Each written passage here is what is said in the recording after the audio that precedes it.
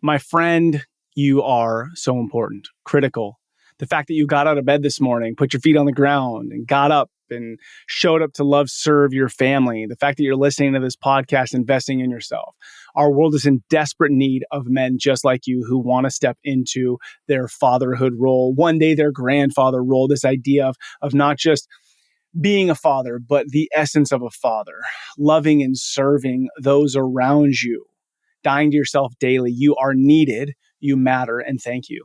Today's podcast, incredible conversation with my new friend, Lawrence Dunning, and there are three nuggets that really stuck out to me. Number one is the importance of having an understanding with your spouse on how you show up for parenting and then not competing against each other. Number two is understanding your priorities, making sure that you are in a position to serve your spouse, in a position to then serve in parenting and fatherhood. And then number three, how to create space and pause so that then you can show up with intentionality. Welcome to Fatherhood Field Notes podcast, where I interview incredible fathers, gaining wisdom from their stories for you and I to grow in our own craft. I'm your guide, Ned Shout, father to 5 kiddos, currently ages 12 to 18, and husband to my rad wife, Sarah, working on our 21st year of marriage. So yeah, my friend, I'm in the thick of it, and I'm working daily to rebel against the low expectations for fathers and create a world where fathers know who they are as they show up for their families. You and I have the greatest opportunity to impact our world through the way we embrace our fatherhood role. This episode is brought to you by the Adventure of Fatherhood, helping men discover their powerful fatherhood role and build their fatherhood skills. The role of the father is to serve, guide, steward, protect, and of course, find joy and have fun in the messiness of it all. Today's guest is my new friend, Lawrence Dunning, author, podcast host, former pro MMA fighter, investor, loving husband, and intentional father. There are some gold nuggets in this conversation. Enjoy meeting my friend, Lawrence. Lawrence, what's up, my friend? Welcome to Fatherhood Field Notes. How you feeling today? Great, and it's a real honor and a pleasure, Ned. You've got an awesome story, and I look up to you a lot in the field, in the world of fatherhood. So thank you for having me on. Yeah, man, it's such a beautiful thing, right? Fatherhood is such this level playing field where it kind of like no matter where you are in the journey, there's something to be learned. And it's like, I love these conversations because I learn so much from the guests, and I, obviously we learn from talking together. Lawrence, my first question for you right out the gate is, how old do you find yourself today? Is that my mental age or my actual age? However you want to answer the question. I'm 45. 45. And how old do you feel? That's a really good question. In some ways, I still feel like a big kid. I mean, it's all about perspective. And I remember, I'll tell you a funny story, Ned. When I was 26, I had a 24-year-old ex-girlfriend. And the guy she dated before me was 40. And I remember we used to get in fights about it. I was like, how could you have sex with this old man? That's disgusting. And this, that. And now when I think back to that, I'm like, wow, that was me 5 years ago. Like, I'm not that old. So it's a good lesson that the age is really relative. And I like to think that my physical peak was probably my last MMA fight at 35. And now, 10 years later, I'm still trying to maintain a healthy body and a sharp mind. But I definitely don't. I feel a bit older, but I'm very aware that at 65, I would give anything to be myself today. So I'm just trying to keep that awareness that it's all relative, and we can either spend our time thinking, oh, I don't have the energy and explosiveness and recovery that I had when I was young, or we can say that, life is so precious and I'm never going to get these moments back. So I'm going to enjoy every moment, because in the years to come, I wish I was here right now. So that's kind of what I'm thinking of. But I guess I do feel, maybe slightly younger than my age, but I've also put a lot of miles on my body. So I feel the effects of that too. Dude, you bring up a couple things that I think are really important for us at this 40, 50 age to be thinking about. And then even if you're 30, right, looking to the future, is how do you go from, 35 years old, you had your last MMA fight, kind of the training and the intensity around that to 10 years later, how are you, you still look like you're in good shape. You're still rolling jujitsu. How do you approach fitness now as a man who just wants to be fit versus I got to be ready for my fight in 2 weeks? Well, I still think it's one of the most important things in my day is trying to get my workouts in, because I think in order for me, all the things I care about, I want to be a good husband, I want to be a good father, I want to be a good partner in business, I want to be a good friend, I want to be a good son. In order to be my best self in all those avenues of my life, I know that I'm mentally happiest when I'm physically exerted and I'm healthy and I've been working out regularly. So I really build my whole life around it still, even though I don't, it's not like I'm actually, last year I didn't compete at all. Sorry, this year, it's the end of this year. This year I kind of took a break from competing, but I've been competing in amateur and professional things since I was 23. So it's been over 2 decades. And I like the competing aspect because it gives you focus. And actually, one of the hardest things for me is just keeping my discipline when I don't have something to compete for. But I realize that like I'm competing against me being my best self. And there's certain things like I try and make it a daily thing, like starting, I have a cold plunge. I try and get in there relatively early on in my day and just doing things you don't want to do physically, mentally. I just think it's so important. So I hope that I'll be healthy enough to prioritize some type of physical training until the last day of my life. I really do. I think that's for me the key to a happy and healthy life.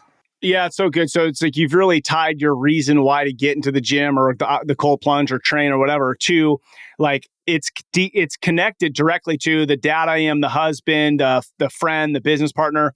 But you also did make a comment, which I think would be helpful for men if they're like getting stuck and roadblocked is it is nice to have something you're working towards. So whether that's like an amateur fight or a Spartan race or a Tough Mudder or whatever, sometimes it's nice to have that thing on the horizon that you're kind of like preparing for because all of us want competition and challenge in our lives.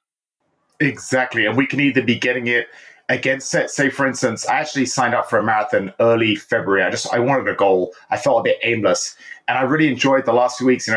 It's cold in the Midwest, and I'm out there doing like, instead of just going for a run, I'm actually running with purpose. I'm doing interval training or I'm doing a slow, long run, I enjoy having that goal aspect. So I think we have to find out what works for us. And I'll use jujitsu as an analogy because I've been doing that the longest. That's something that I used to hate jiu-jitsu, and I was a boxer, and I had this dream of one day fighting MMA. And I thought, well, if I want to fight MMA and I'm a boxer, I got to learn how to defend myself on the ground. And then by the time of my last MMA fight, I was like, why am I going to trade punches with 4-ounce gloves when I can just take the guy down and win a fight easily, So it's like and then when I retired from fighting, I got really into jiu-jitsu competition. Then I got my black belt. I was still competing for a while. And then this year, I haven't done one competition. And so for me, it was just, I go to the gym, I see my friends, we compete against each other, but it's much more friendly, unless they're training for something and then they're still trying to kill me. But it's much more of a social, it's for me, it's a break from the stress of my world. It's a time to see my buddies. It's a time to get a workout, forget about my problems and get some kind of socializing in. So I think we have to all find something what works for us, whether it's jujitsu, whether it's a CrossFit club, whether it's a running club, find something. But I really think we're social creatures. And I don't know if you have this problem there, but I think as you get older, when you're trying to balance you have so little free time between your work and career aspirations and then trying to stay in shape and spend quality time with your family, that sometimes it's not always easy to spend time, a couple of hours at the gym and then a few hours having dinner with buddies. So if you can just do it all in one, I've got a really good buddy. Sometimes I'll meet him for a quick 40-minute run and then we'll be chatting and we kind of do both at the same time. So I think trying to get something you enjoy, some kind of physical outlet that has a social component, I think that's really beneficial. And I would say for anyone that's kind of struggling with, friendships and they don't really feel like they have anything as an older man that kind of gives them excitement, I would say jiu-jitsu is a really great thing. Just try to find a school where they have people, around their age. When you're in your 40s, you don't want to be training with a bunch of young 20-year-olds trying to kill you. So try and find a school with the kind of people you want to be around, with a good learning approach, where they treat the training partners respectfully. And I think that would be a great thing I'd recommend. But it really doesn't matter what the thing is, as long as it gives you some type of exercise, some type of break from your stress, and then some type of social component. Yeah, no, I think that's such good feedback and advice for men. So many thoughts. One of them I'll share, but I'm going to ask you a question and then I'll share and then you can respond. So you talked about having a healthy body, but you said in there a sharp mind. So I'm going to ask you, how do you keep a sharp mind? But I'm going to share a story first. So my kids got into jujitsu. I started going with them. So we found a place where like we could all roll at the same time. And I started going. Now, two of them are out for the time being because injury, and then one of them found something else they're loving. But I love the social aspect. And like, I feel for a long time I just train to train. Like, I go to the gym and that's the sport, is the gym. But it's like, wait a second, this gets kind of boring after a while. Like, I want to be training for something. And so jujitsu has been killer for two reasons. One, it's like the training I'm doing in the gym is a direct, like, I can show up well at jujitsu. But the other thing is I feel like my life is so freaking stressful that when I go to jujitsu for that 90 minutes, I literally can't think of anything else because like I'm smashed under somebody who's like my age and not trying to kill me. You know what I mean? It's like, it's friendly, but it like brings this freedom to my mind that I don't always experience throughout the day, which I think helps like my mental sharpness. So, you know, that's kind of my story. But for you, how do you also create mental sharpness? Because you are thinking about 55-year-old, 65-year-old, 75-year-old Lawrence. That's such a great question, Ned. When I was trading, when I was a young man, I remember when I was 22 and I hadn't started trading yet, I was working in Holland. And what they would do is I was like an assistant to the traders during the day. I would run and I was their bitch. I would get their coffee. I would bring them sheets for the as the market moved. I would bring them updated option sheets. We were trading options, and I would just basically run around, do whatever they said. And then after the market closed, would all the new trainees would go in the trading pit, and the traders would pretend to be brokers and would have something called mock trading, and there would be five people all shouting, you know, what's the market in this and what's the market in that, and I'm 8 bid, I'm at 10, and you'd have to try to figure out in this fictional market, you know, what was going on, what were the good trades, what were the bad trades. And I remember I said to one of the guys, he was like, Lawrence, the whole time I had all these great trades, you didn't even hear me because you were listening to these other three people. He's like, you have to listen to everyone at the same time. And I remember saying, well, how do I do that? I can't do that. And then about 2 years later, and it's kind of a silly story, but I was at home with my family for Christmas and we were playing some game. It was kind of like a charades game. And I remember being so sharp. Everyone was like, I was just getting everything, just raise it. Like my mind was just so quick and sharp. And it was from the years in the trading pit. I just got used to just exercising, being so clear and sharp. I didn't drink alcohol. I just drank water. I was working out every day. I was just so physically trained. Come to when I left the trading floor when I was 30, I think I was a little bit burnt out and tired, but I actually felt my brain slower than when I was in my early 20s. It was remarkable. And I've had a lot of head trauma in my life, so I'm actually very worried about that for the future. Hopefully I'm okay. But I think just living a healthy lifestyle is going to give you a healthier brain. So I know for myself, if I have a bad day and my diet's shitty and maybe I don't get a good workout in and I'm watching a lot of I'm looking at screens a lot on my phone or watching Netflix late at night or something, I just feel sluggish and slow. And when I'm doing everything right, when I'm drinking water and I'm eating clean and I'm exercising and I'm not spending too long on screens, I just feel like I have much more clarity. And that's why for me personally, everyone's different. But for me, Ned, I work in real estate. I'm tied to my phone a lot for my work. So for me, I know myself, I need space. I need time in nature, whether it's a run with no technology. I never wear wearables when I run outside. Like I'm always just trying to get clarity and space in my head because me personally, my brain is overloaded. If someone's at home a lot and they're lonely and they don't have a job that's very demanding, maybe they'll have different things that they need. But I think for a lot of people, especially entrepreneurs, people that work, is your brain is just it's cluttered with too many things. So you have to do whatever it is that enables you to clear it.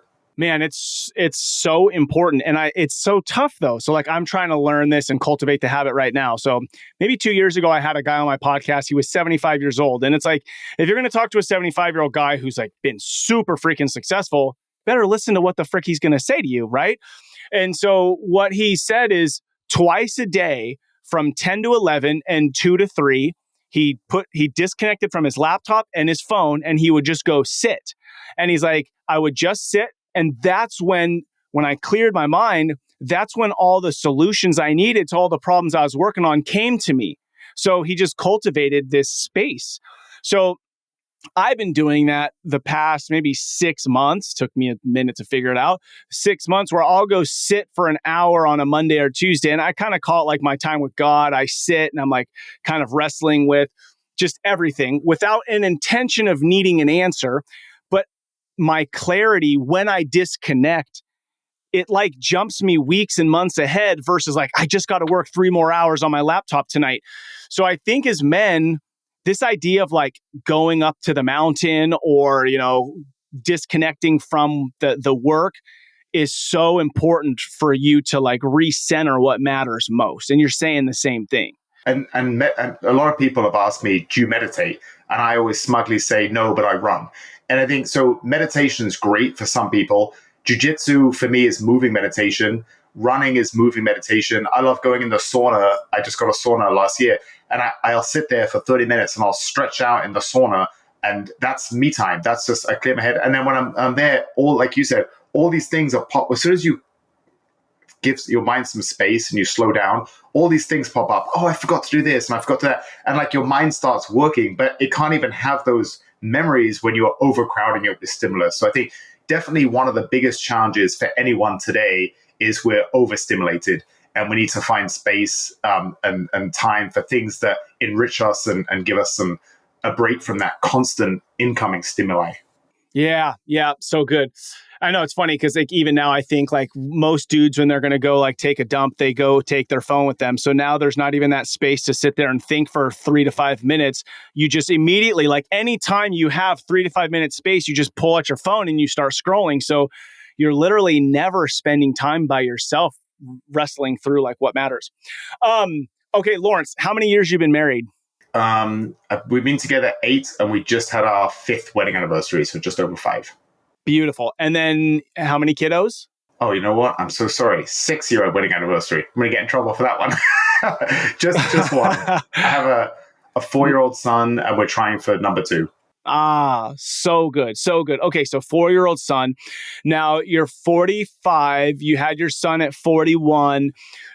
Kind of going through life, right? So you've built your career, you've built your business, you had a lot of space to pursue dreams and things that you had. How was the shift going from not, first you got married and then you had your son? What was that like? Was this like, man, I'm just so ready for this day. I've been waiting for this day. Or did you feel a bit of a transition also with like, wow, this is awesome, but also different than I had anticipated? Well, one of my favorite quotes, Ned, is actually Soren Kierkegaard, the philosopher of the 18th century, and he wrote this in his journal. He said, life has to be lived forward, but it can only be understood when we look backwards. And I think about that all the time because I remember when I had my last fight, I was 35, and I had I was up money trading. I was kind of trading a lot. I left the trading floor. I was trading a bit online, and I hadn't really made much money the last few years. The market was terrible. And I'd made a couple of $100,000. And I was like, you know what? I want to make some serious money like I did when I was young. So I put a huge position on, and it went against me the way it works when you're trading options is it's not like a stock that can go up for years and years or can go to zero. If Enron goes bankrupt, it goes zero. Options trade on a volatility, and volatility always reverts to a mean. So it's a bit more mathematical. So when you have these spreads that come apart, they eventually will always have to come back in line.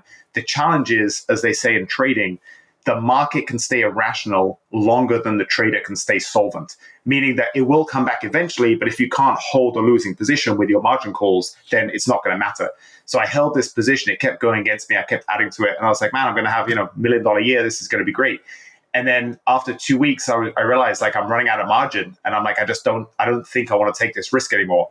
And what I should have done is I should have cut it in half. But I took the whole trade off. And it was the 10th trading day. And I remember it was 10. I said, I'm going to give it a few minutes on the open and see if it starts to come back in line. If it doesn't, I'm just going to cut the whole thing. And I waited a few minutes and it went against me even more. And I cut everything. And not 10 minutes after, it roared back in line. Can you imagine holding holding a position you believe in fundamentally that was correct for 10 days, and then you cut it a few minutes into the trading day, and within 10 minutes it turned around. And by the end of the trading day, I would have made $1 million instead of losing a few $100,000. And I remember being so frustrated with that. I was so frustrated with the fact that it was the end of my fighting career, which was a passion of mine since I was a teenager. And then I had a girlfriend at the time I broke up with. And I remember I wasn't suicidal, but I remember taking my dogs out for a walk late at night. And I just distinctly remember the feeling like the best of my life is past. This is it. Like everything else, maybe I believe in myself. So I believe I can be successful again financially. And hopefully I can meet another girl that I like. But I'll never be as young and healthy and fit and, have all these things that at the time I prized. So I really thought my life was over. But back to that Kierkegaard quote, now, 10 years later, I really think I'm infinitely happier being a dad. And that's what I try and tell my friends who aren't is, yes, fatherhood is very challenging. It's the hardest thing I've done, but it's also by far the most rewarding. And I'm so grateful that I waited because I never felt like I had met the right person I wanted to raise kids with until I met my wife. And so actually just before I met her, I thought, I guess I was assumed I'd have a family, but I was thinking, well, I guess kids are not in the cards for me because I hadn't met that person.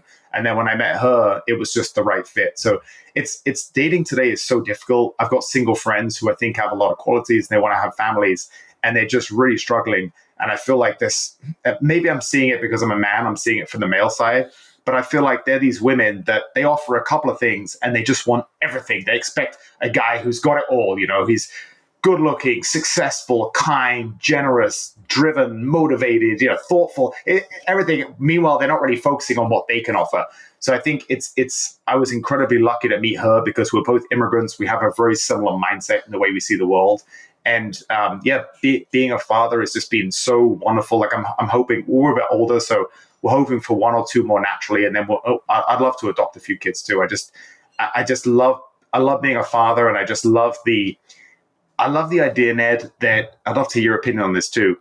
When I was a dad, as an older dad who wasn't around many, I didn't have any younger brothers. I just had one older brother. I didn't have, young nieces and nephews. So I wasn't around kids very much. So I felt like I had so much to learn as a father. So I read dozens and dozens of parenting books. And one really stuck with me because it said the theme of it was, it's not about what you say to your kids. It's about what they see you doing. So in order for you to be the best father, you have to be your best self. And I thought that was so inspiring because I'd spent a lifetime working on self-improvement, trying to be the best self without even realizing that would make me a good father one day. And I'm so grateful that I did. And I find that so inspiring because I'm going to keep trying to do that. I'm going to keep trying to invest in myself and educate myself and do things to be the best me because I want my son to see it through actions, not through my words.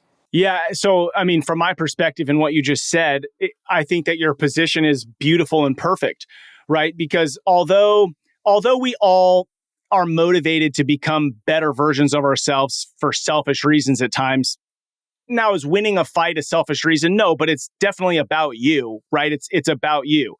But then you made this transition from like, this part of my life is kind of over, but it didn't derail you. I mean, momentarily, but you continued to want to pursue like, hey, I lost all this money, but I could do it again. I am not with this woman anymore, but there's another one out there. So you still have this desire for building a great life, right? Not just for the sake of selfishness, but because you want to be, create community and love and value. So the beauty in that is like, yeah, personal growth is awesome if I think it's for the sake of others, not just myself. And you have that, right? I mean, you have that. And so for our kids to see that, I think is the most important because ultimately our job is we have this small window to shape their character, right? It's who are they becoming? But if we have stopped becoming, like how sad, like what are they watching? What's their inspiration? And so I think you're spot on and it's critical and awesome and perfect. So when you found out you were going to be a dad, were you like, oh my gosh, I'm so excited?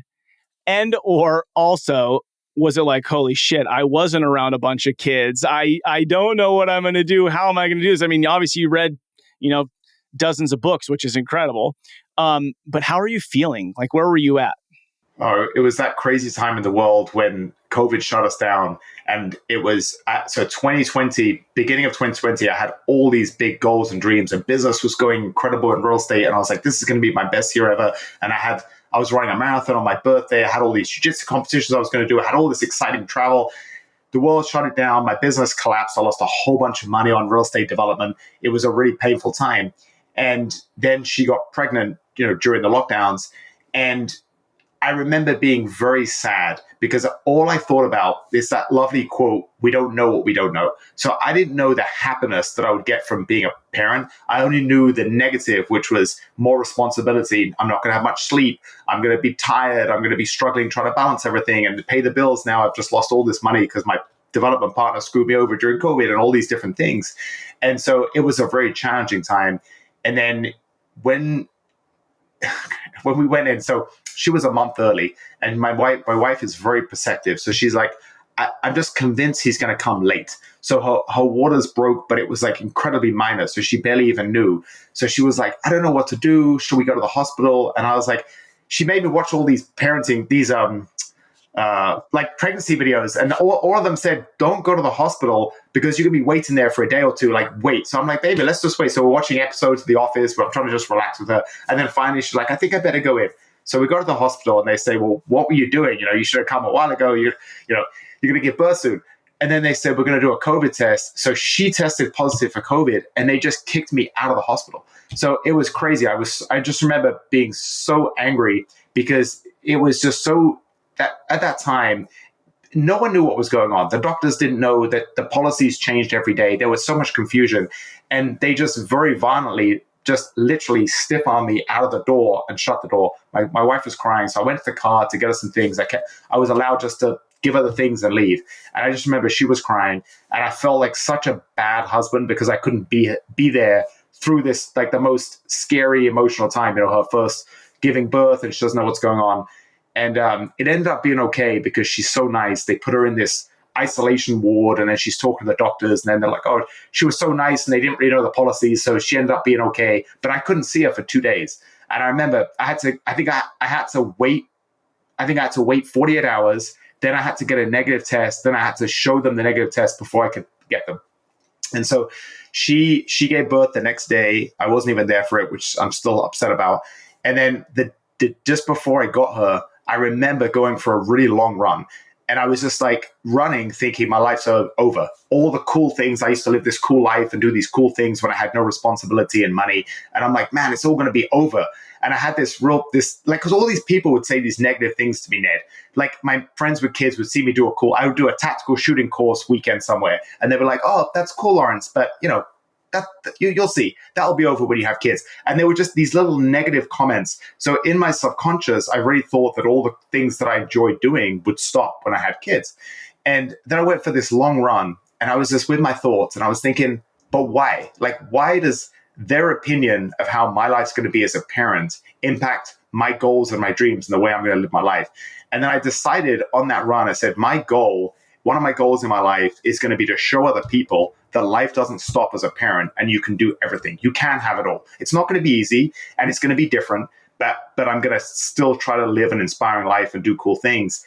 And that's been the case. Like the first year, of course, like is a bit difficult, but we just went to Europe with my son. I was at a wedding in Morocco, and then I took them to see my family in England.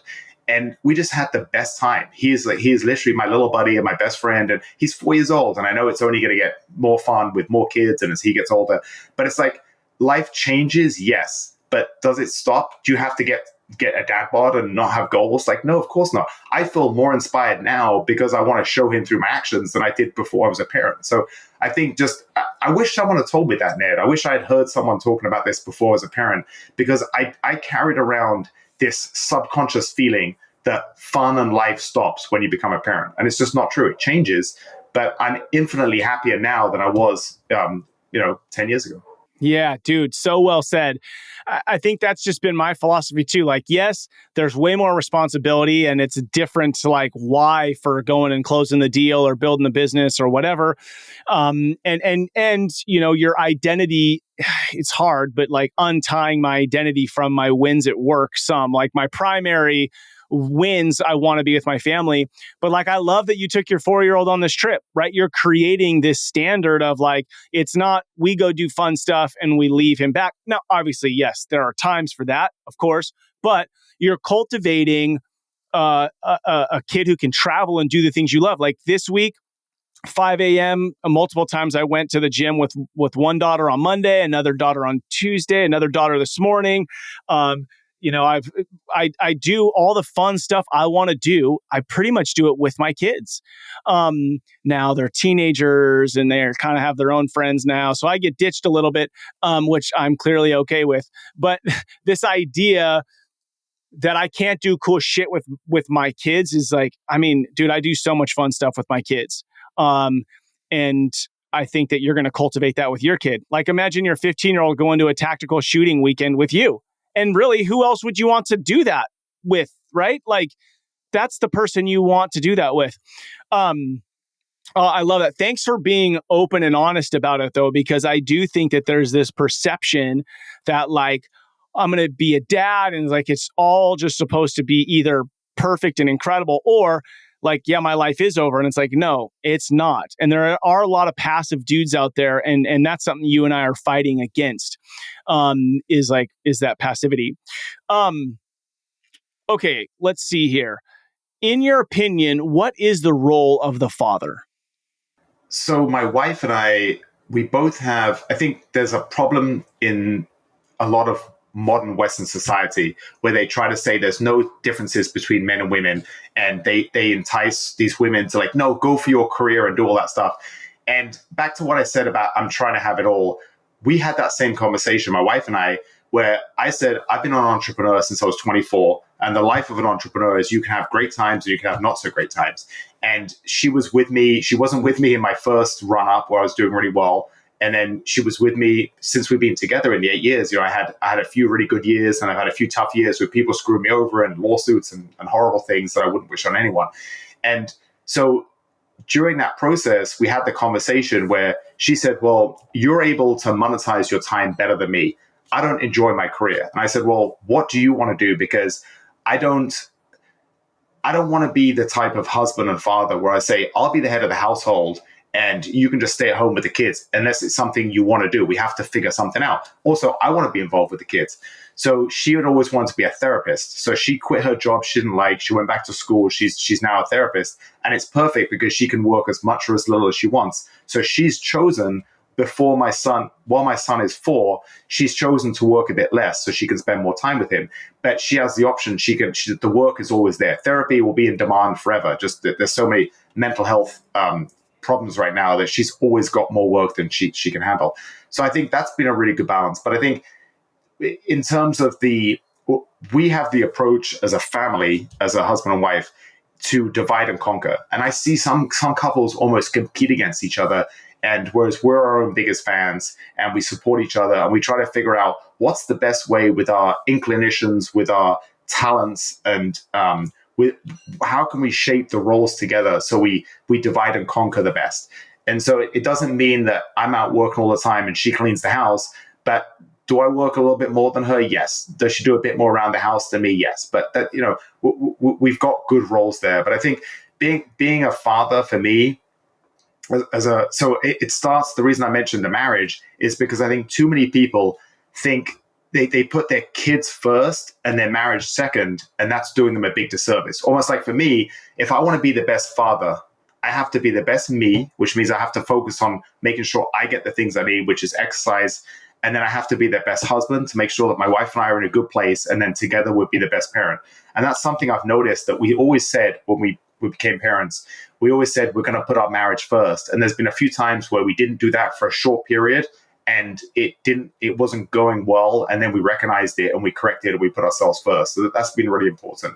But I think the tradition, I think a lot of the problems we're seeing with depression and with just unhappiness in society is because too many people have been told, almost like women have been told, no, you can get all your satisfaction from being a really successful person in business. You can be a badass attorney or a CEO. And I think it's awesome. There's opportunities like that for everybody.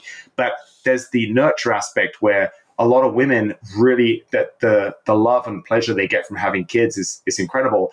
And sometimes they don't realize that until it's too late. They've been focused on their career for several decades, and then they're single in their 40s and they can't meet somebody because it was never a priority.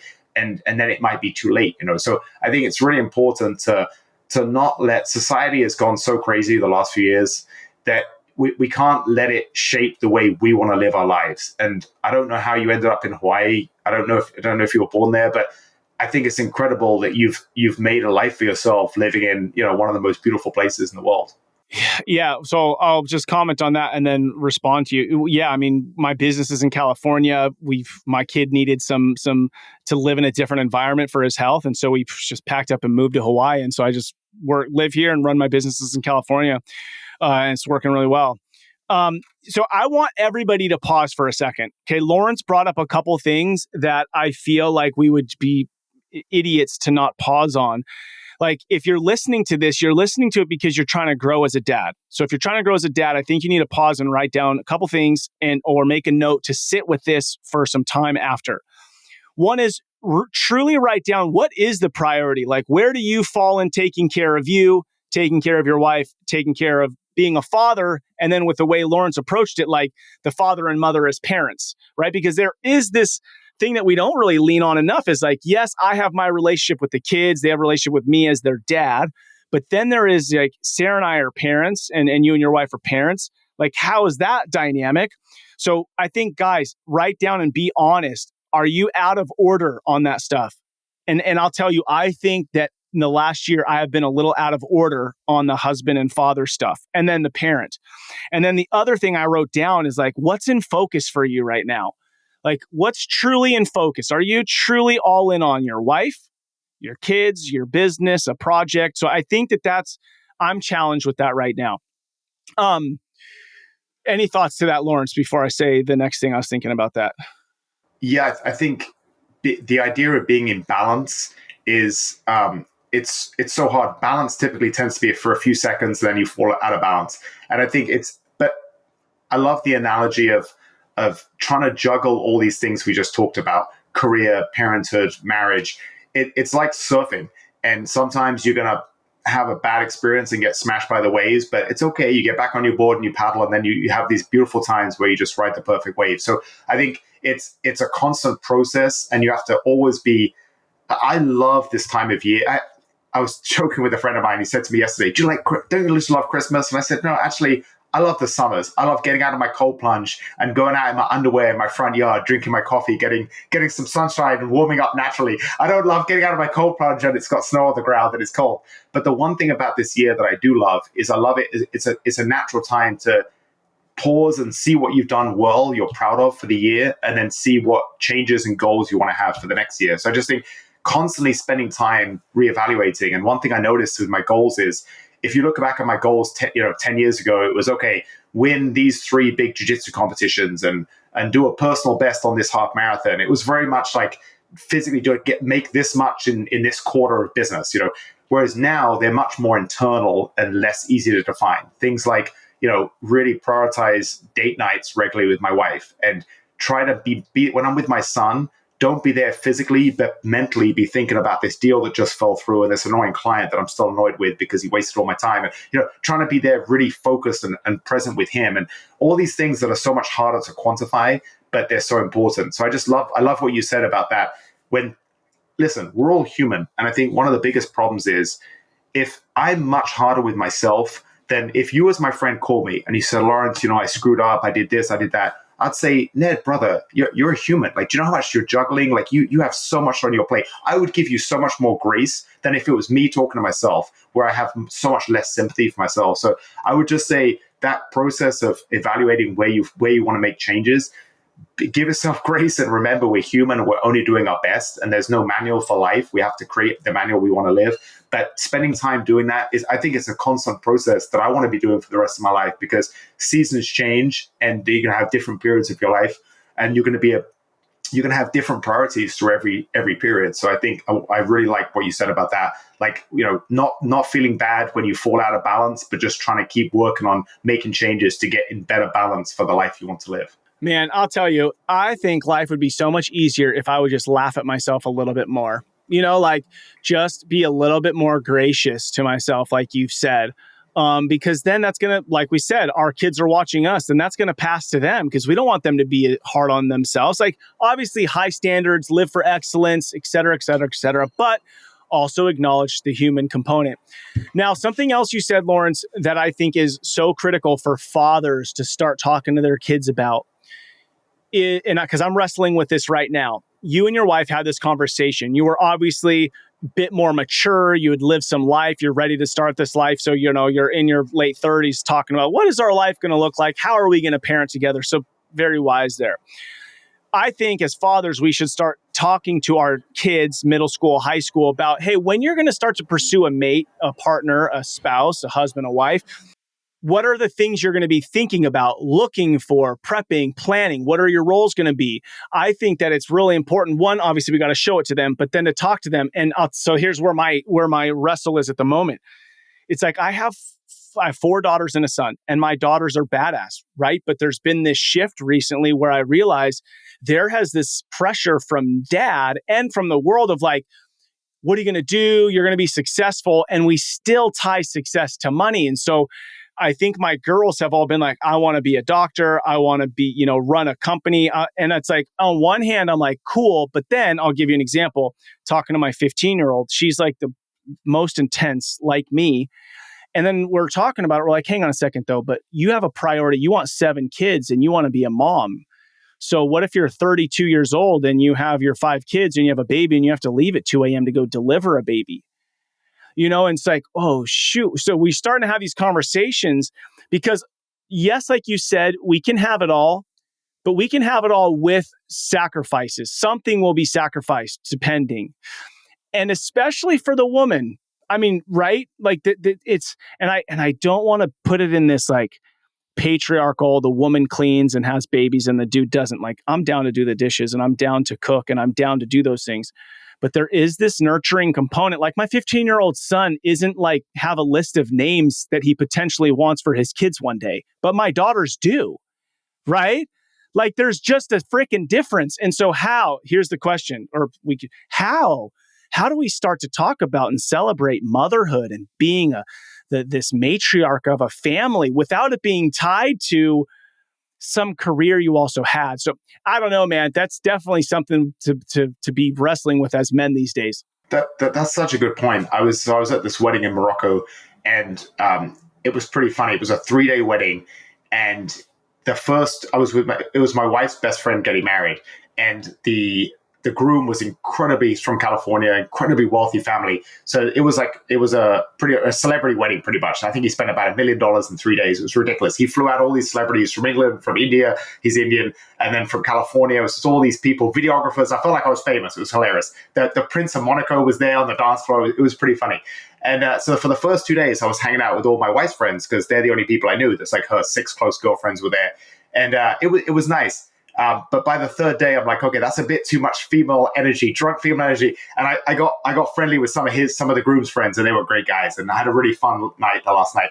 But one of the conversations I had was with one of my wife's girlfriends, and she's an amazing woman. She's a Polish immigrant. She came here. She finished school. She couldn't afford medical school in the US. She went back to Krakow. She studied. She got her medical degree in Poland. Then she came back. She got her internships, and now she's working as a dermatologist. So she was telling me, she's like, it's just so hard for me to meet a guy because it's not that I don't want a guy who's necessarily more successful than me, but she makes probably over $500,000 a year. She has a lot of autonomy at her job. She's incredibly respected. She loves what she does.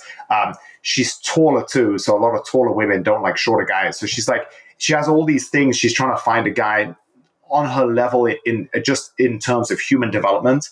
She's incredibly disciplined and hardworking, and it's just so difficult. And what you said is so true.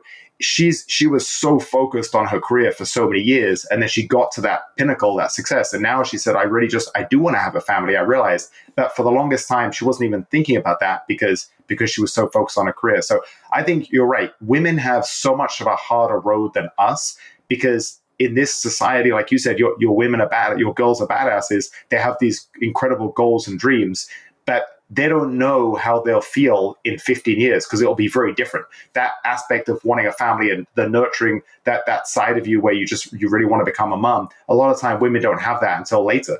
So I don't have the answer to it, but I think that is an incredible challenge. And I think the only thing you can do is like you're doing is make them realize that. Make them realize that, hey, listen, I know you might not think about it today, but you don't know what you don't know. You don't know how you're going to feel in 10, 15 years. And if you do want to have that kind of life one day, then what's the best strategy? And I don't know, because a lot of good guys, good fathers, driven men would be very attracted to a woman who's also successful and driven. So it is a good thing, but I guess they can go a bit too far the other way and just be so focused and driven. And that's one of the reasons that I give you a lot of credit for, moving to Hawaii for your son and for helping all these other people with, struggle with the hardest thing, which is fatherhood. So I know so many people working for years in finance that focused only on money at the expense of everything else. And they let their marriage grow apart, and they were distant when they missed their kids growing up. They were so focused on making money. And I feel like the driver for that was the prestige and the power and the image they have themselves as this incredibly successful, multimillionaire finance guy.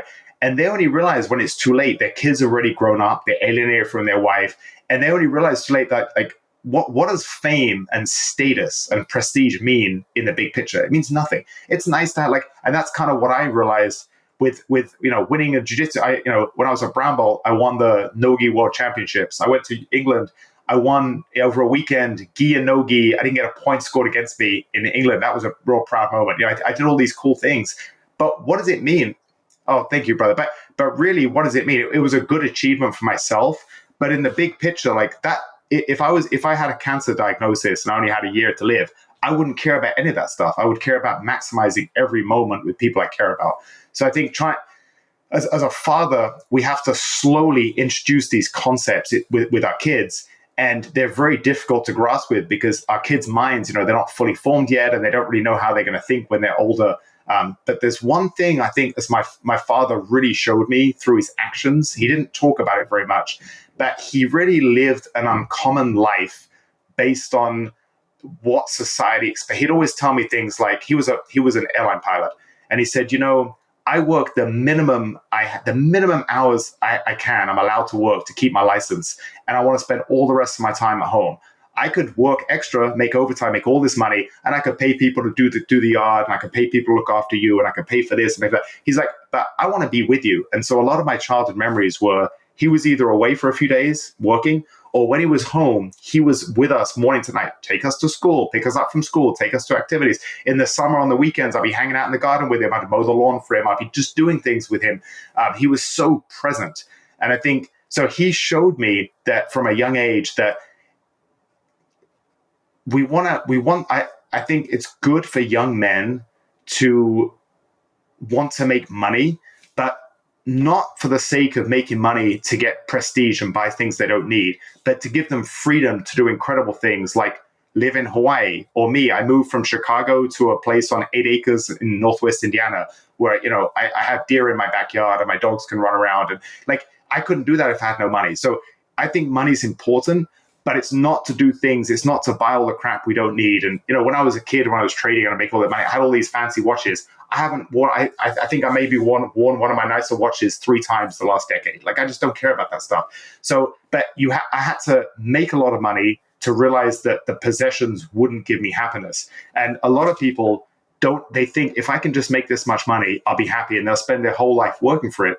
And Will Smith said this wonderful thing in his autobiography. He said, when I was young and broke, I had hope. But then when I was rich and famous and had all this money and prestige, and I was still miserable, I had nothing. And I thought that I realized when I heard him say that, I realized how lucky I was to have youth, to have money when I was very young, because I quit my career to pursue fighting. And I made almost nothing in fighting, but I did it because I realized how much I loved it. And I realized I couldn't do that when I'm older, but we have a lifetime to make money. So I realized at a young age that money's great if it buys back your freedom, but that's it. All the other stuff doesn't matter.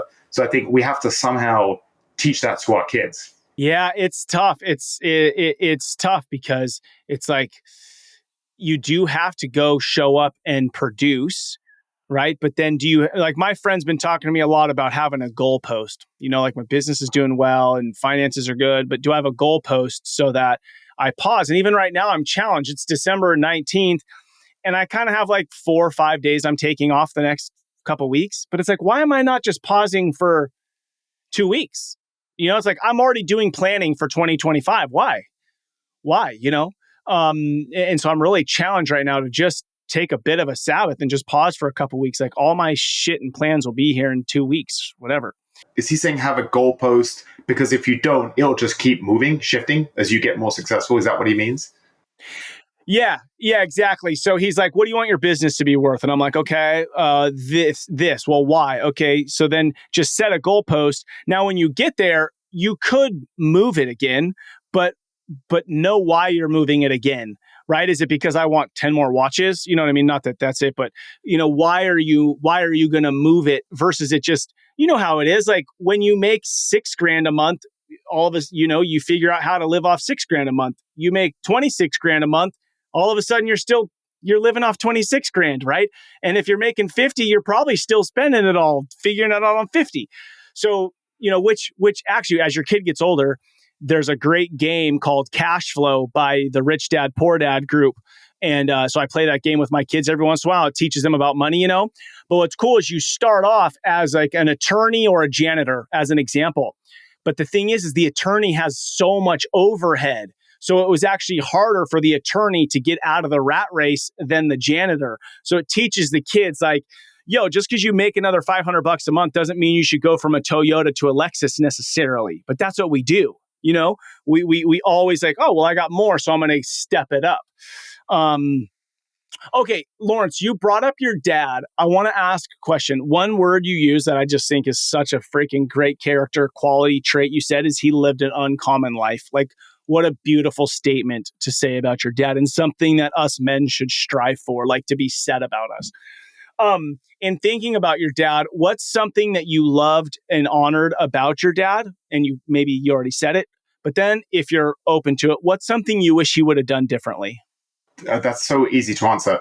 The one thing that I loved about him is he was always very passionate about exercise. He was a competitive racer when he was in college, and he ran a few marathons. He was a runner. And so we would go running together when I was a kid. I was, 8, 9 years old. I'd go running with him. He'd do circuit training with some free weights, and I'd be in the gym doing stuff with him. And so he fit it in these schedules. So he would cycle. The airport was about 20 miles away. So when he would do, for a period in his career, he was doing shorter trips. So it was a lot of day trips to Europe. He'd cycle to work 20 miles, shower, change of work, maybe fly Germany, Milan, and then back to London, and then cycle home, be back for dinner. So like he was just incredible. Like, he was so disciplined with his workouts. And actually, when he retired, he spent 2 years. He cycled from London to Sydney. He cycled through Iran, through just crazy Pakistan. He's just got incredible stories about that trip. And he retired at 50. So I was 20 at the time. So I got to see him doing all these cool things, and I've been blessed to, I hiked Mount Meru, which is by Kilimanjaro, with him in Africa. I hiked Mount Rainier with him in Washington. I've done a bunch of cool things with him. I've run half marathons with him because he's healthy and shape into his 70s now. So just living a lifestyle where I think that thing I started the conversation with, where I've prioritized that aspect of doing things for me physically, because that makes me happy. And I'm my best self when I'm exercising. I definitely got that from him. The one thing he didn't do is he never told me much. So I think his whole thing was he grew up with a very difficult home. His grandfather was a Holocaust victim in Germany. So they dragged him off in the middle of the night. So his grandma sent him to England when he was sent his father, so my grandfather, to England when he was a teenager. So he was a broken man. His father had just been murdered. He didn't speak English. He's in England. He had a German last name. So he just opened the phone book. He put his hand on Dunning, which is my name now. That's how I got my last name. And so when he married my grandma, he was just a very angry, bitter, broken man. And so my dad's youth was just brutal. They didn't have much money. His dad was just awful to him, physically abusive. So when my dad had kids, my dad always wanted a family. And he always told me, he said, I love being a dad, and I'm so proud of you. Like when my dad graduated from Cambridge University, instead of his father being happy for him, they had lunch, and his dad was just so jealous of his success. He started screaming for him, saying, "Look at you! You got a fancy degree, and you still eat like a pig." And he's just yelling at my dad, like at his graduation, celebration lunch. He's just that kind of person. So my dad, he was a wonderful dad in the sense that he gave my brother and I love, but he didn't give us any advice. And there were so many times in my 20s where I'm like, how do I not know this? That, my dad could have told me some things. I had to figure out a lot of things the hard way. But it's no father is perfect. The way I look at it is he did the best he could with what he had, and I'm incredibly grateful for it. And we have to accept our family. Families are so complicated. There's that wonderful quote by this one philosopher, I'm blanking on his name, but he said, if you think you're enlightened, go home and spend a week with your family at Thanksgiving. And it's so true. Our family, my wife's a therapist, and she always says, like, Laura, it's like you have all this trauma from your youth. It always comes up. So I don't begrudge my dad for anything, but it's actually very interesting that right now he's 75 and he's very aware that he doesn't have too long left, and he still wants to have these adventures and do these things. And he told me, he said, I just don't want any responsibilities in my life. And he's like fighting with my mom because they had a German Shepherd who died, and then she adopted another dog. And he's just like, I don't want responsibilities. I want to just be free. I've spent my whole life doing this. So he actually doesn't spend very much time with my son or with my brother's son. He's not really a very present grandfather. And it's weird to me. I feel like, man, I would like the thought of my son having kids. I'm like, I want to be in their life and everything. But for my dad, like, he's like, no, I did that. I raised you and your brother. And he did. He was an amazing father. But right now he doesn't really have any interest in anyone except himself, which it's interesting. Like, I'm a little sad by it, but I respect it too. And I like the fact that he wants to live for himself, and he doesn't know how long he has, how many years he has with his health. But I just think it's so interesting now as a parent looking back and thinking, wow, I was 41 when I became a dad. My dad was 28, and he had this brutal youth and, shown very little love and grew up with so much hardship. I'm like, he did an amazing job considering where he came from. Man, so good. I mean, thank you for sharing all that. When you think about your son being 20 years old, say, that's 16 years from now, your son's moving out, he's going to kind of go on his adventure of life. What do you want? So 2 parts. What do you want to be true about your relationship with him? And then the second part is, what do you want him to know? Right. So like, he's not like, oh shit, I wish my dad would have taught me this, that, or the other. What are the things you want him to know? I think the things that I want him to know is going to start very young. And my book is, my home is surrounded by books. I'm a huge reader. I think I've read about an average of a book a week for the last 2 decades. I'm a big reader. And I'm so curious about so many things. And I know he's going to have that curiosity. So I want to give him a wide range of knowledge about a lot of things, from like an academic perspective, but also from life, in the sense of I want to take him on adventures, and I want to talk to him about different things. Say he starts jiu-jitsu and he competes.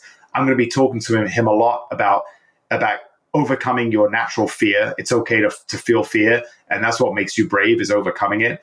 And it's okay if you lose, as long as you put in your best effort. Sometimes it's not going to be your day. And all these different lessons that I think you can get from sports, I'm going to be talking to him from a very, very young age. But at the same time, I know that there's certain things where he's going to roll his eyes or he's not going to listen to me until he has it himself. So I think every parent knows that their kids are going to go through a couple of heartbreaks, and you can try to warn them for it, but they got to go through them, right? That's just young love, and it's going to be painful, and they're going to learn from it. So I think that I want him to know when he's 20 that I'm always here for him. And if he screws up and he calls me from a cell after he got arrested or some terrible thing, it's okay. I'll be there for him. We'll figure out everything later, but I'll always be there for him. And the only thing I want to teach him is that the most important thing for a young man, I think, that fathers have to teach them is, don't do something that you'll regret forever. So when you're young, you don't think about mortality, but if you're driving 100 miles an hour on a motorcycle and you have an accident, that's it, like, game over. So like things like that, or if you get the wrong girl pregnant when you're young, that can completely alter the trajectory of your life. So just try to watch it. They call it in trading risk and reward. Every time you do a trade, when I was trading, they would say, what is the risk? How much can you lose? What is the reward? How much you can make? So there's no risk and reward for driving home really drunk from a party, because you're just going to save, a small money, an Uber fare or something. But the risk is you can kill somebody or kill yourself. So just don't do anything stupid that you'll regret later on. But everything else, I just think that there's so many things he's going to have to figure out himself. And I want to give him, I want him to start his own company when he's young, and just learn. I don't want to I don't want to tell him what to do. I have I've done that with myself. I don't like people that live vicariously through their kids, just like I don't like people that live vicariously through a sports team or through a political party. I've lived vicariously through myself since I was a teenager, and I want to give him the tools to be his best self. But if he says to me, Dad, you know, I hate everything to do with martial arts and I have no interest in academics and I just want to be the best guitar player in the world, I'll support him. So it's going to be tough because I know the benefits that I got through martial arts as a kid. I started at 12 years old. It gave me everything that I'm proud of: confidence, just camaraderie and friendships. And it's been the most incredible 3+ decade journey of my life. So I'm going to expose him to that. But also, if he loves soccer, I played soccer when I was young. If he wants to, become a professional soccer player, I'll support that too. So I think it's a real challenge as parents. We want to give our kids the best tools that we think that's going to benefit them in the future. So I think martial arts is a really good tool. That it's not going to be the only tool. I'm going to give him I'm going to encourage him to get certain tools through my experience. But I know I've learned an incredible lesson at 4 years old. He already has interests and knows things that I don't know, which I would never have imagined before I was a kid. But he's obsessed with cars, and he can tell me more about different cars. I'm not really a car guy, so it's incredible seeing them develop. Like they're their own. Our kids are our own people. So I think it's don't be the parent that tries to push your kids so hard on certain things and live vicariously through them. Just try to give them tools to be their best self and be there for them. But that's always a pet hate of mine, because you go to these jiu-jitsu competitions and you see this, obese parent screaming at their 9-year-old because they just lost a jiu-jitsu competition and they didn't perform well. And it makes me so sick. So that's the thing, is I don't want to be that type of parent. Yeah, that's so good. Yeah, that is highly frustrating. Uh, yeah. Super well said. All right, I'm going to ask this last question and let's cast a little vision right here. What type of grandfather, do you want to be? So if you set this kind of it's like we write down a goal and it's like the chances of it happening, it's just like it skyrockets, right? So if you were to speak life into, 75-year-old Lawrence, what would you say to that guy? And what's the vision for him as a grandfather to your future grandkids? Well, Ned, I absolutely love that, because I've actually thought about this question. When I was 30 years old, I was making all this money trading. I'd won the Chicago Golden Gloves. I was doing jiu-jitsu competitions, and I just had this great life. I was playboy, hooking up with girls and traveling the world. And I said to one of my best friends, I said, I think I'm going to quit my trading company and pursue fighting, because I have this small window. And he said, you would be crazy to give up the life you have. You have it all. Like, what are you doing? And the reason I gave it all up. I gave my company away. I left millions of dollars on the table, was because I didn't want to be a grandfather with grandkids around me, knowing that I didn't live the life that I wanted to live, and knowing I didn't take the chance to do something that I wanted to do when I could. So I've always had the vision that I want to be a grandfather with a big family around me and filled with a lot of love. And I want to have incredible stories, and hopefully my mind will be sharp till the end of my life. My grandma had some really bad Alzheimer's before she passed away, and I think that's the hardest thing for people to be around, your family to be around when you don't know what's going on. It's such a tragic disease. But just hopefully I'm level headed and clear mind, and I want to have incredible stories of wisdom and adventure and excitement, and just live this incredible life, and just and be like my grandfather. My mom's dad was an incredible man. He died in his 90s, and he just lived this extraordinary life. He was doing stuff for he was born in France, and he was doing stuff for the French colonies in Africa, and he had all these incredible stories. And he would exercise all the way up into his 90s. He was like the mayor of his little town. He was like, really well dressed and charismatic. And I was like, man, I want to be a grandfather like that. I loved being around him when I was a kid. So just try to be that kind of positive energy figure. And I think not just as a grandparent, I want to be that person now. I want to walk into the jiu-jitsu gym, and I want people to feel like good vibes and good energy, and have that positive and love and everywhere I go. Mm, so well said, Lawrence. Dude, this has been such an honor to get to know you. I love the man you are, the man that you're continuing to grow and pursue to be, for the sake of you to show up well in the world, for your marriage, for your parenting, for your kid, your relationship with your son, and hopefully future kids and adopted kids and grandkids. So, dude, much blessing to you. I just speak life and blessing and peace into your life right now. And I'm just so honored that I got to know you. And I look forward to our paths crossing again one day. Definitely. I look forward to part 2. Hopefully you can come on my podcast because I want to talk all about your journey. 5 kids in Hawaii. I think it's incredible. So I love what you're doing, and I'm a huge fan of you from afar, Ned. And it's so nice to meet you, and thank you for having me on.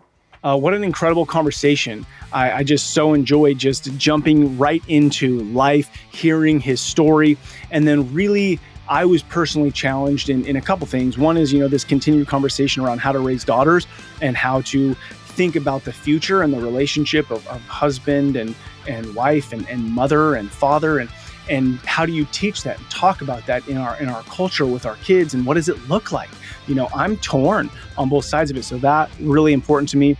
And then really kind of reassessing what's actually in focus for me. Like, what am I truly prioritizing?